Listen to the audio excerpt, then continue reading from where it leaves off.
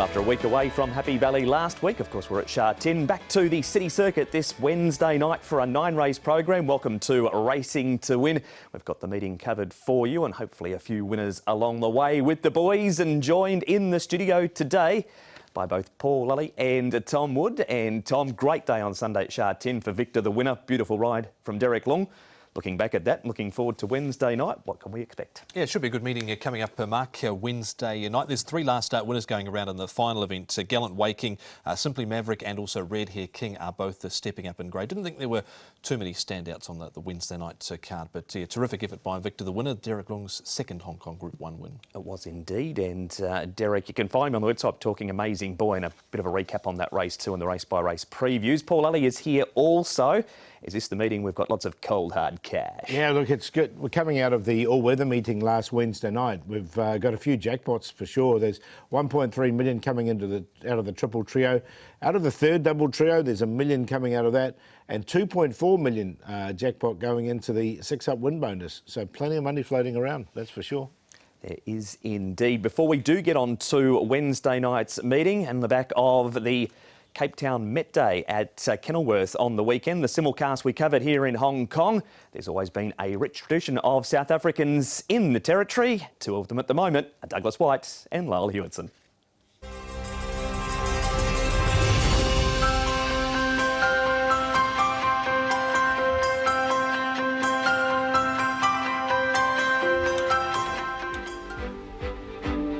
South Africa's Douglas Whyte has an incredible legacy in Hong Kong racing.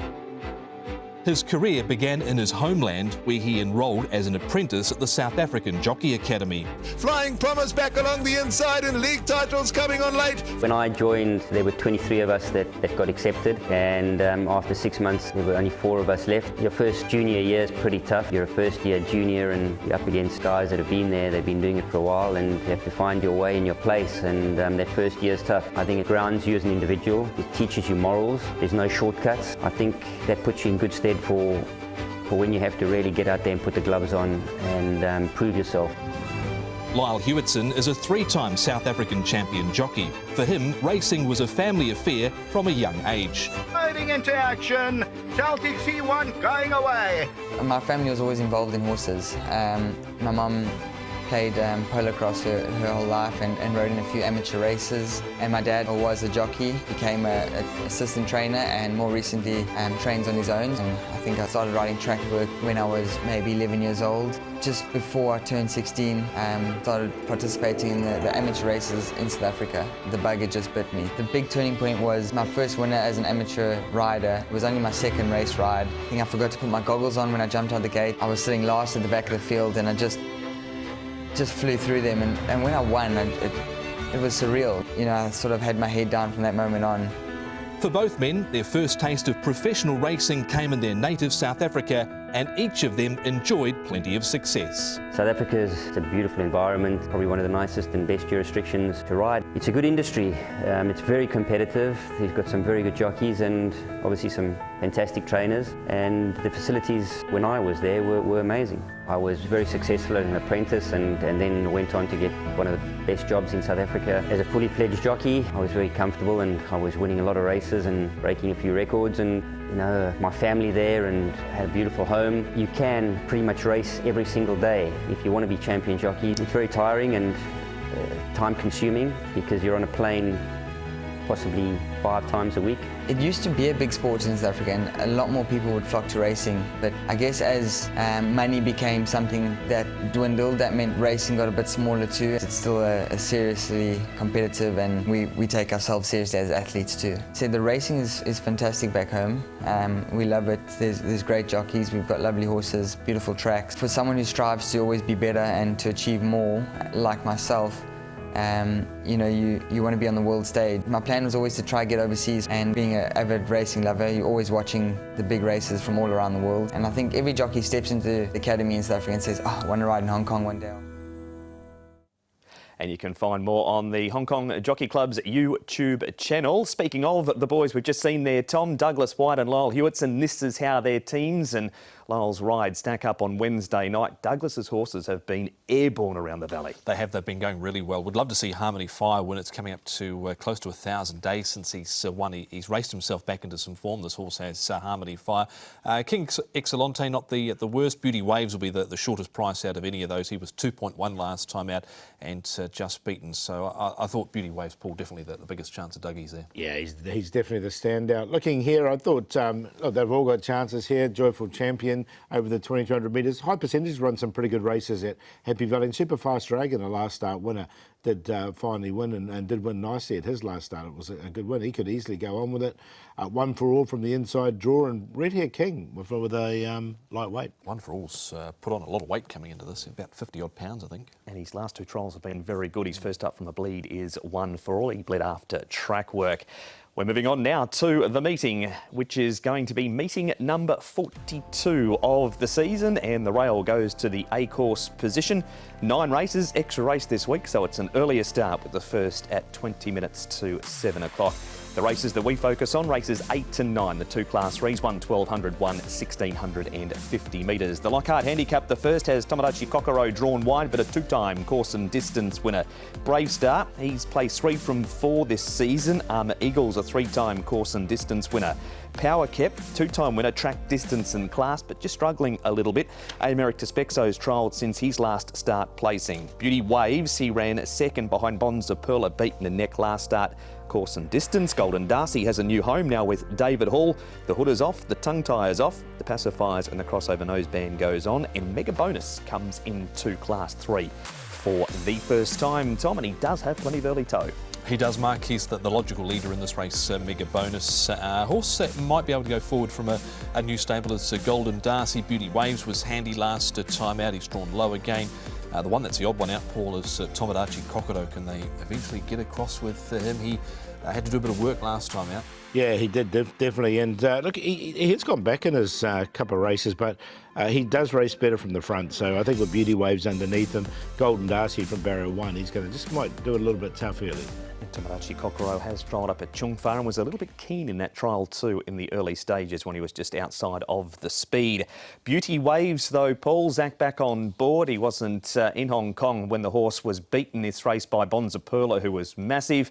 Righteous Arian runs 5th and Hoss is struggling. Yeah, he is struggling a little bit, isn't he? But look, a really nice run here once again from Beauty Waves. He was favourite, so he's a little bit costly. Just went down, but I think this is the right race for him. He's drawn nicely in barrier number 3, and I think he can atone and win this. Yeah, I think he can win as well, Beauty Waves. So he's definitely in. Righteous Aaron, I thought, ran okay there. Wouldn't totally drop Hoss yet. He was making a little bit of ground there, and so maybe he can be one place further forward than he was last time. He's below his last winning mark now, which was 67. All right, so there you go. Keep that in mind, Ree Hoss. We know who your winning selection is, Tom. What about placings for horses like this pair? Emeritus Bexo is very consistent around a minor line. So is Brave Star, but this was his worst run of the season, and it still wasn't too bad. No, it wasn't too bad. He's drawn barrier number 5, so a few places further in than barrier 8 last time out. Was 4.5 in the market. He wasn't the quickest away, and he ended up getting right behind the speed and just tired late. Emeritus Bexo, Paul, hasn't won in this grade, but he's raced pretty well so far. Yeah, we've seen a couple of good runs from him in the grade without winning. Brave Star, I think he can bounce back from a good draw. Barrier number 5 for him. We move on now to winning form, Paul. This is 2 starts ago for Armour Eagle. He went off favourite this night. Huge odds the start after. Viva Chaleur's had his last couple of starts over the 1,200, and here is Emeritus Bexo again. Yeah, so he features in this one. He's had plenty of racing this season. I did like the run of Viva Chaleur because he went to go really wide on the turn here, and he did finish off nicely enough here for 5th as well. Hugh Bowman aboard Viva Chaleur. He did ride him in this race, so he does know the horse quite well. So I'm going to put him in. Yeah, he loomed up strongly last time out to Viva Chaleur. He's got barrier 10, so a little bit tricky there for him, but normally does go back anyway. Armour Eagle went off at a huge price last start for a last start winner, and went pretty well, I thought. He does. Brenton Abdullah rides him for Jamie Richards' time. And on Jamie, the last 4 meetings, he's had a top 3 finish percentage of almost 41. Yeah, so the team's really hit full stride in the last month or so. It was a little bit slow to get off at the early part of the season, but he had a double last Wednesday night, and he's ticking along quite well. Gallant Valor, I think, is definitely a winning chance. Super Fast Dragon's got that wide stall to contend with again, but was brilliant last time out. Really interested, Paul, in Lucky Symphony off his recent trial, and he looks like he's got good chances right across the board, really. He does, yeah. He went off quite short on debut too, Lucky Symphony, about 6.5, I thought. And Celestial Colours, unfortunately for him, has got a wide draw, but he's been racing very well. Led up on debut, did Lucky Symphony. He's been ridden just off the pace in a trial since. Mega Bonus, Paul. Now, we know he's a fast horse. He whips around the valley. He doesn't mind the circuit at all. But what about in this grade? Yeah, that's the big unknown, isn't it, for this grade for the first time for Mega Bonus. I'm just happy to watch him go round. There is a little bit of pace in this race, but I think he's the one that will lead. Tomodachi Kokoro might eventually get over and put a bit of pace on him, but he's at this career high now of 62. I've left him out in the end. Always been a fan of Mega Bonus. Had a bit of company up on the pace last time out. Was able to absorb that pressure and went on to win well. But we'll see if he can handle the rising grade here. Speed Sword Tom, he comes to Happy Valley under race conditions for the first time. This is a recent trial from him. He's quite down in the ratings for this grade now. He's off a rating of 60, so eligible for the drop, but goes round with the 117 on his back. He only battled last start, I thought, at 30-1 behind Joyful Hunter after having a good run in Transit. He settled back in this barrier trial and made up a little bit of ground out wider. So this was a spin around 2 Saturday mornings at Happy Valley, but I think he'd be better with that class drop, Paul. Yeah, he looks that way, doesn't he? I mean, this is his first go, as you say, under race conditions, Happy Valley, so he might improve. The trial was okay. And as a look at the runners in race number 8, Paul, does Beauty Waves get the job done? Yeah, I think he does. I think this is the right race for him, although I did think he was going to do it last time. Just got nutted late by Bonza Perla. So he's on top, Beauty Waves. A Brave Star, I think, can bounce back. Ran 5th at his last start, topping off a whole bunch of placings. Powerkip's a really well-rated horse. He's drawn nicely in barrier 4. And I didn't mind his work leading into this. I wouldn't be surprised if he sort of pops up at a big price. And Viva Chaleur on the back of his last start, 7-2-5-3. Yeah, on top here is Beauty Waves. I think he can win this race. Was only just beaten in the shadows last time out. If it wasn't for Bonza Perla grabbing him late, he would have been able to grab the win and should get a similar sort of run from that draw of barrier 3. Brave Star certainly goes in.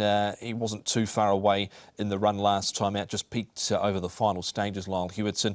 Americ to Spec, so I think is going well enough to get a piece of this from barrier number 8. But he has gone up in the ratings a little bit with those recent placings. And Hoss, give him another chance. The crossover noseband is off. He's down below his winning mark. He got crowded at the start last time out. Has trial up at Chung Fa since. 7-2-6 and 8. And that is the first part of Racing to Win. We're going to head to a break right now and come back and have a look at the last and all of the best bets right after this.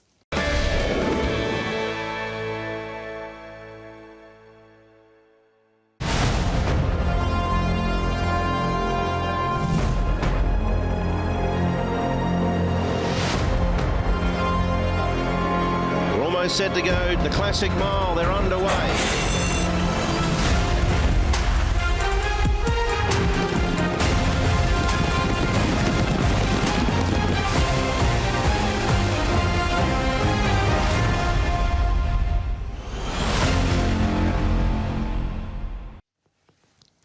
That is coming up this Sunday at Sha Tin, the first leg of the 4-year-old series. We'll have the preview for the Classic Mile on Friday.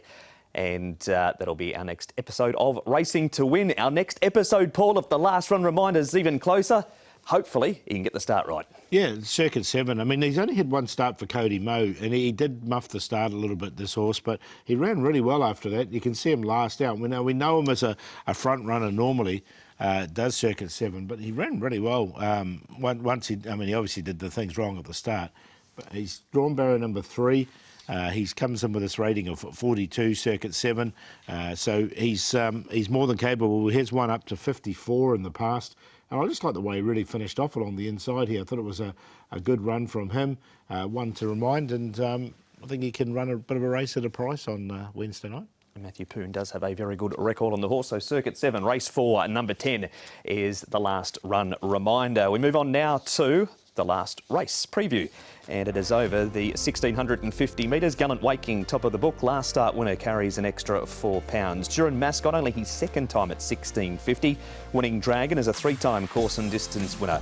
Romantic Lau has the cheek pieces going on. Ivy League is minus the hood. Simply Maverick comes up in grade after winning last time impressively by a couple of lengths. Solid Impact, the cheek pieces on him again, and Red Hair King. He's had one start in this grade. He ran 4th. It was on a heavy track at his only look in Class 3. The speed here, Tom, from Red Hair King. Simply Maverick sits up outside him and Winning Dragon 3 up. Yeah, well, he can lead in this race because there's not exactly a clear and obvious leader in this race here at Red Hair King. Simply Maverick, he covered a bit of ground into the first turn last time out, but he should be able to get into a good position. Fashion Legend, he hasn't done too much to date, but he could be trailing Winning Dragon and Turin Mascot.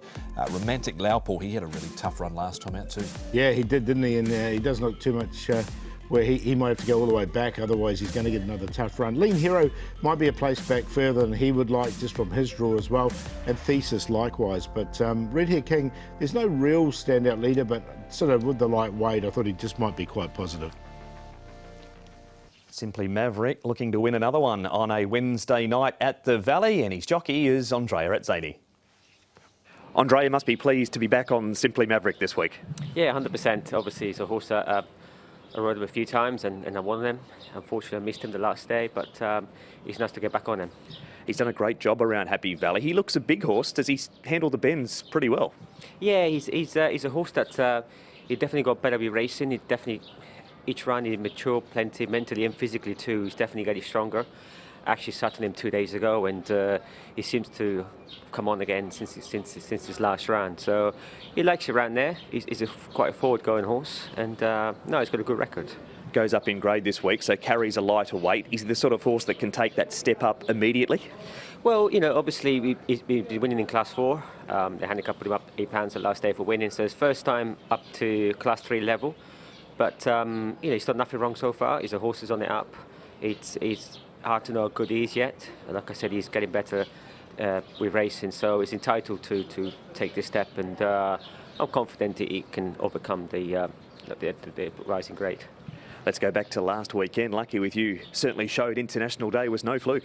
No, 100%. You know, he obviously ran a great race in International Day, and I trialled him since, and I was very happy with him. I thought he had improved, but like I said, he had to sort of do it again. And no, he showed that he's definitely a Group 1 horse in the making, and he travelled beautifully through the race. I know obviously the winner got an easy time up front, and he got the run of the race, but can't take anything away from the winner. I think it was a very good winner on the day, and I was very pleased with Lucky With You.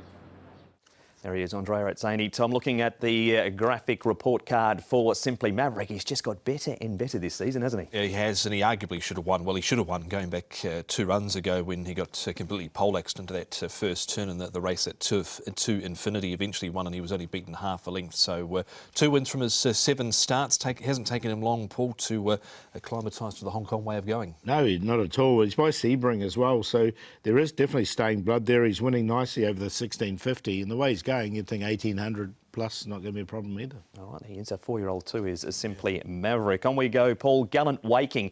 He was a horse that had been flying home over 1650, couldn't quite get there until last time, and he's now a winner at the Trip. Also have Thesis in this race, Winning Dragon 6th, and Ivy League splits them in 5th. Yeah, I mean, Thesis is going quite well at the moment, and he got that good run for him the inside, so he's quite consistent. Gallant Waking, he is up in weight now as well. But look, he's going well at the moment. If he gets the race run to suit, he could feature again. Yeah, I think he can certainly feature again, but that other horse there, Thesis, he's had the 9 starts here for a few minor placings. I thought he pretty much had every chance last time out. We move on, Tom, to a horse that does race well course and distance also, Lean Hero. He's never going to make the sexiest horses of racing calendar, but he tends to get the job done with that action. He does. 3-time winner course and distance, a 4-time winner overall. He's still a full horse, a son of Morrison. He had that nice run on the fence last time out and wasn't beaten overly far behind Prime Minister at knockout odds. It sort of surprises me, Paul, with the way the entries have fallen away for the Classic Mile. They haven't had a go there at maybe that race, because he's off a rating of 72. He'd get in. Yeah, no, he probably would actually. So yeah, no, they haven't. But he's sort of been a bit of a specialist there at the moment, as at Happy Valley as well. That's sort of where his best races have been. This horse deserved to win last time, Paul. Red Hair King is his name. Comes up in grade, lightweight. He's off the pace here with Super Baby and a couple of other noted leaders in this race, but you expect with lack of leaders this week that he'll be in front. Yeah, I just think if not, he'll be very handy. And look, he got flushed out wide here in this race, but he was too good for them here. And he'd been leading up to this win. This is his 2nd win here in Hong Kong. He's also won at Sha Tin in the past as well. So, look, he's only been in the grade once for a fourth, and I think he's up to this grade.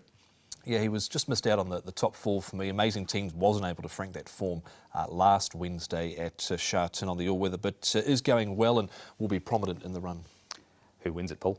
Going to go with the 8 on top here. I think he can win this race, and that's Simply Maverick. He's just onwards and upwards, this horse.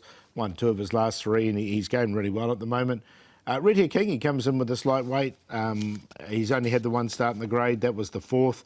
Drawn nicely in barrier number 5. So he's going to be in the right position. If he doesn't lead, I think he'll be on the pace.